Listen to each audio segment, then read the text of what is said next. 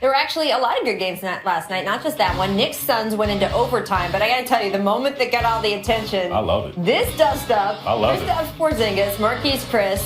And look, Porzingis gets pushed down and then retaliated by opponents shoving the Suns rookie. This angle is amazing, by the way, right? Boom! They both got teed up. After the game, Melo had some words of praise. I wasn't surprised. He needed it. He needed to, get that. Sometimes people try to take advantage of his kindness. I've never seen him get that angry. So for him to kind of get to that point, obviously something was going on. I love it, right? Yeah. I mean, this guy has game. 7'3", he has game, and the young fella tried it. So I wanted to see him retaliate. They're going to push him around and test him. Look, you're a man first. Don't let nobody punk you out on the basketball court. This is a good tech to take, right? This is a good. Sure. You I'm not mad at him for this.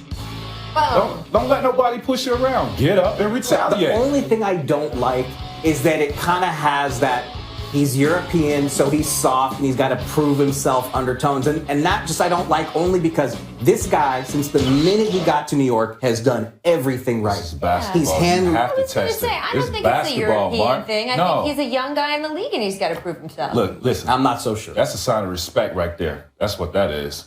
I respect you. But I'm going to test you and see, what type of man you are. Right. Well, I mean, look, this wasn't the first time, right, that we've seen the Suns and the Knicks dust up. We've got some good old video here. You know we're going to rip this out if we get an excuse to. Doc Rivers and KJ. Look, KJ, you can't be running now. That's a different league. That is a different league. You just see the speed at which those guys were confronting each other. This would not happen. This would not happen today. But it's fun to show. Come on. And today, it listen, makes last night our fans will love that today. Tracy's all wistful. He gets his cup up. They He's will like love ready that. to have a Ratings cup will be of sky high. They'll be tuned in just to see a fight. You'd come back if that was how it was. I love it. Then he would come back. We have to take a quick break. We got a lot more to come, but first, here's our distant replay. This date in 2004. We have a surprise for you, Chase. Check it out. Feeds Richardson. Robinson gets it off in left it short. Richardson, ferocious. Poor Sean Bradley, man. Yeah, you didn't say that when you did it. You'll see that play over I was there when Tracy did it to him. I was there for that one. This happened a lot in the early 2000s. That actually was the same year, I think. Let's keep talking doers. Guys, Draymond Green, he warned everyone. Seriously, last month, he explicitly came out in the media and warned other teams, do not try to win a game with a play drawn up against me, which from other players might sound like trash talk or senseless bravado, but it ain't trash when it's the truth, baby. Take a look at what happened last night when Anthony Davis, one of the most gifted players in the NBA, tried to go at Draymond to tie the game in the final seconds. I mean, that's straight up robbery, right? And it's hardly the first time. We are only 7 weeks into the NBA season, and he has been killing teams at the end of games night after night. Remember this against the Hawks, poor Dennis Schroeder? And then former Warrior Kent Bazemore, he got the same treatment on the next trip down the court.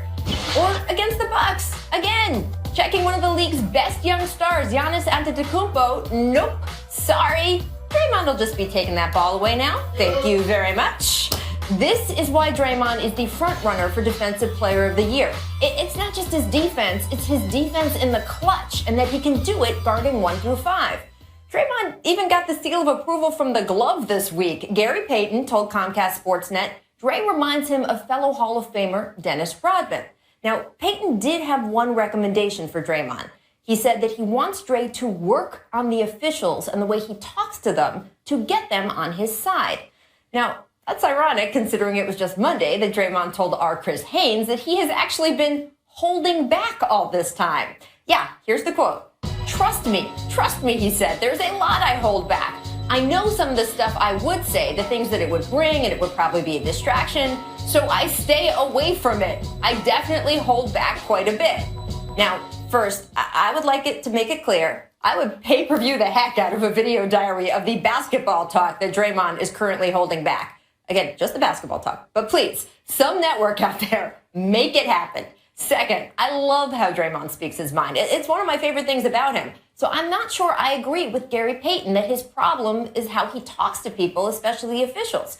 I think the problem is he still crosses the line sometimes in how he plays, the leg kicks and all that. But honestly, the whole Draymond Green package is so good, I'd take it every time. I mean, Tracy, do you think that Draymond should hold back a little bit more, especially with the refs, or that would change the fire in his game? No, I like the fact that he's showing maturity and holding back because he still can be productive. As you've seen in those video clips, he still can be a lockdown defender when need be, still be of value to his team. We don't want that Draymond that cost his team the finals, the championship last year in those finals. We don't want that guy. He still can be very effective, holding back on his emotions and going after referees. Every time this comes up, the question on the flip side is, what are the Warriors supposed to do? The fire that this guy plays with it's what he is. How do you tell someone, don't be who you are? Now, the kicking thing, if the league is going to make it a focus, he's going to have to find a way to deal with that, even though he says, hey, none of you guys took kinesiology in college. He's probably right.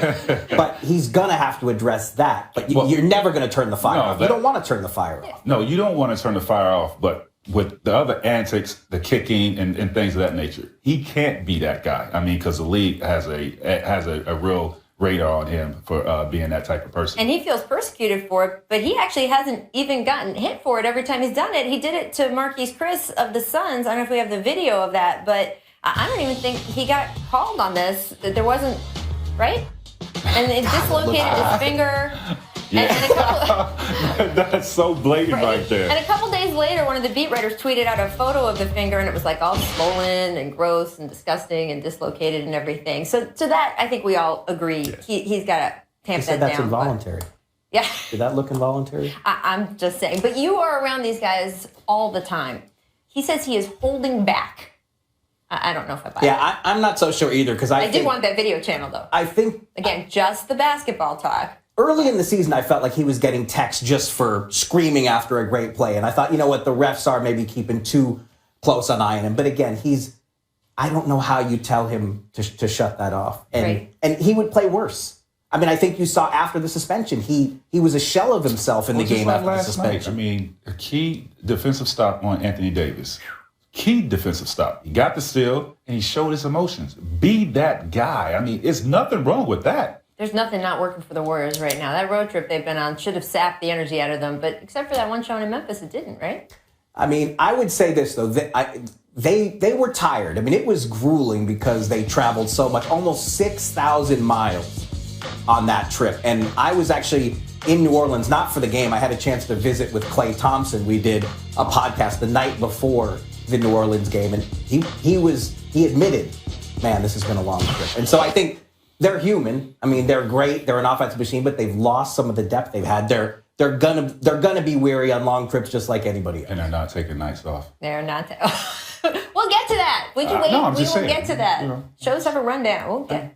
This show really doesn't have a rundown. But anyway, here's something else that many people noticed from this same game last night. In the third quarter, including me, by the way, Steph hits a three, putting the Warriors up 7, and then gives a little dap to the Pelicans' assistant coach, Darren Erman. Now, we'll spot shouted this. There you go. Yep, right there. Now, Steph knows Erman well. He used to be an assistant coach with the Warriors for 3 years, and after the game, Steph did explain.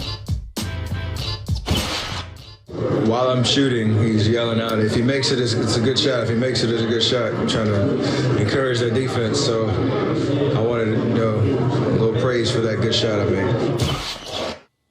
I mean, I know why Steph wanted to do it. Are you cool with the guy on the Pelicans bench, the assistant coach doing it? Nah, not if I'm a player on the team. Not when this guy's dropping 30 on us. And we're losing. I'm not cool with that. I'm going to defend Darren Erman here and say that he didn't know how to react. He was caught up in the moment. Look, assistant coaches get starstruck too.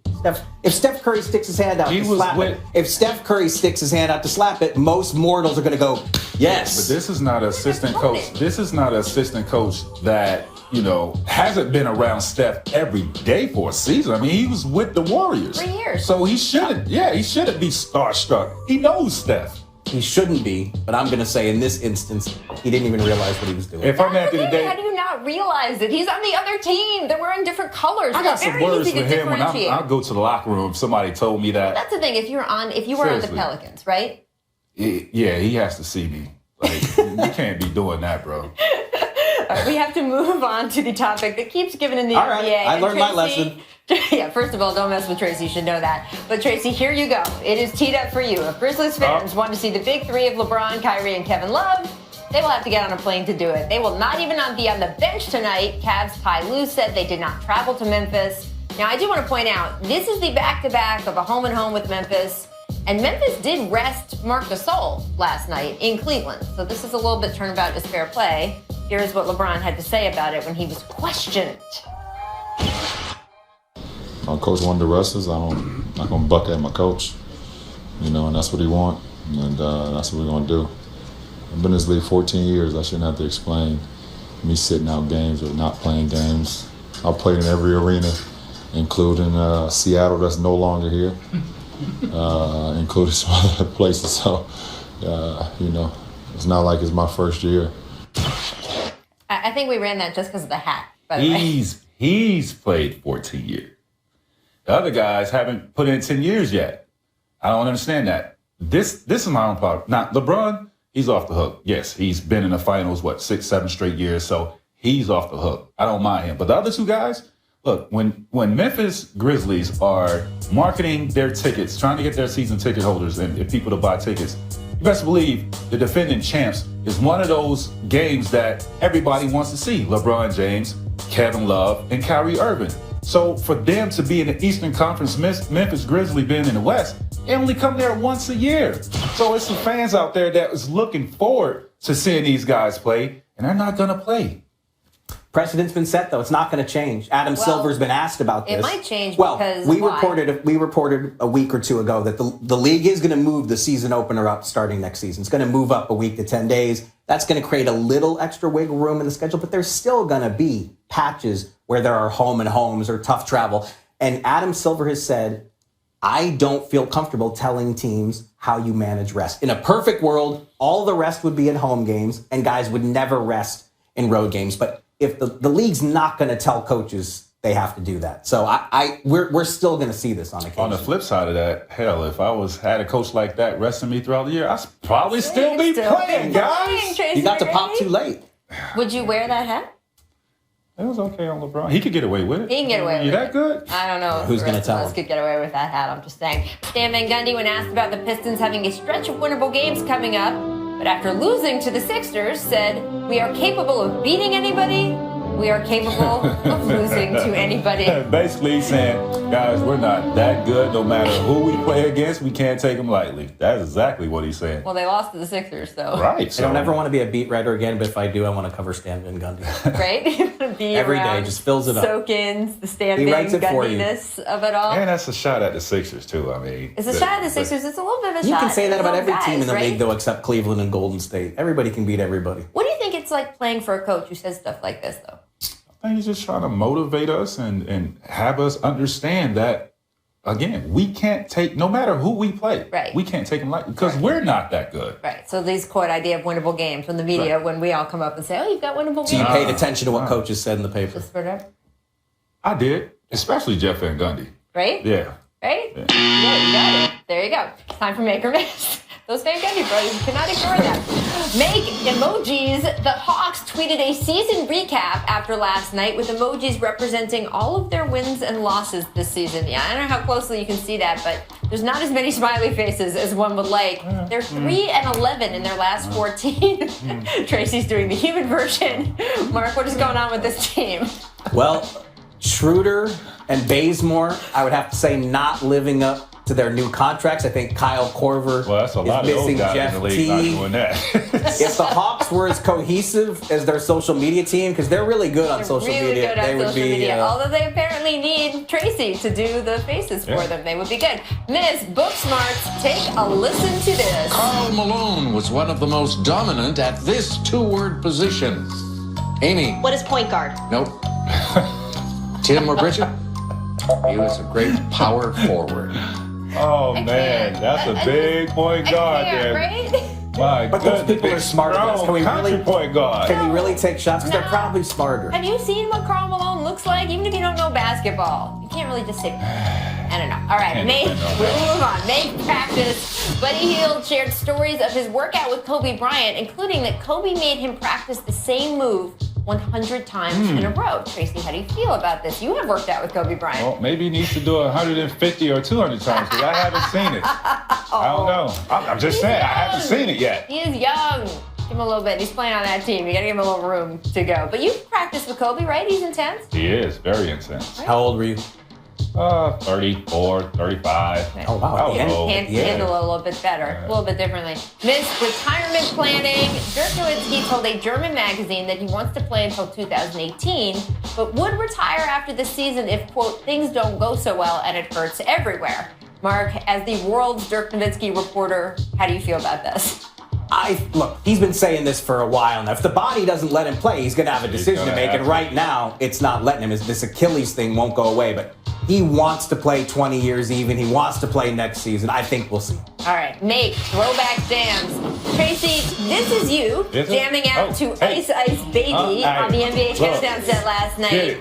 So what do we think? Because my DJ last night, I'm not going to say no names, but that's what I was stuck with. Ice Ice Baby, so I had to make the best of it. I'm going to be off the show for a while, so I had to leave him with that. Mark, does Tracy like Ice Ice Baby too much or way too much? No, I mean, you know what? We want our athletes to be real. He is so real in this clip. That's not real. Real sad. I appreciate it, Mark. That's the real. Nobody needs to see that. There are children who watch that show. That was Can you scary? like this? Oh, by the way, Candace Parker. Wow.